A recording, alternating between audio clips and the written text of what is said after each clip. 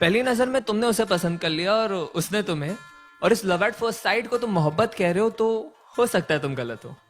क्योंकि यार पहली नजर में तो हमें एंटीक चीजें भी पसंद आ जाती है, पर हम उसे घर में रखते हैं दिखावे के लिए। बस क्योंकि देर रात तक तुम दोनों ढेर सारी बातें करते हो और इसे तुम मोहब्बत समझते हो, तो हो सकता है तुम गलत हो। क्योंकि यार अकेलेपन के मारे तो दो अनजान मुसाफिर भी एक दूसरे से बात कर ही लेते हैं।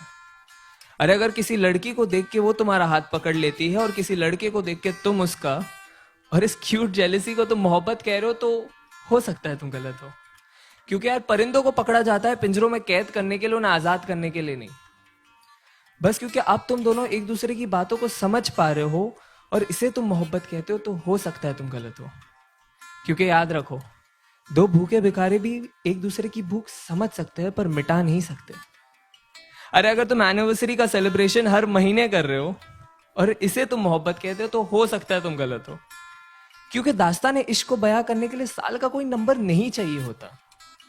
अरे बस क्योंकि तुम उसके इंस्टा स्टोरीज का और वो तुम्हारे स्नैप स्टोरीज का हिस्सा बन चुकी है और इसे तुम मोहब्बत कह रहे हो, तो हो सकता है तुम गलत हो। क्योंकि यार मोहब्बत को फिल्टरों के साथ सेव नहीं किया जाता, उसे बस उसी लम्हे में जिया जाता है।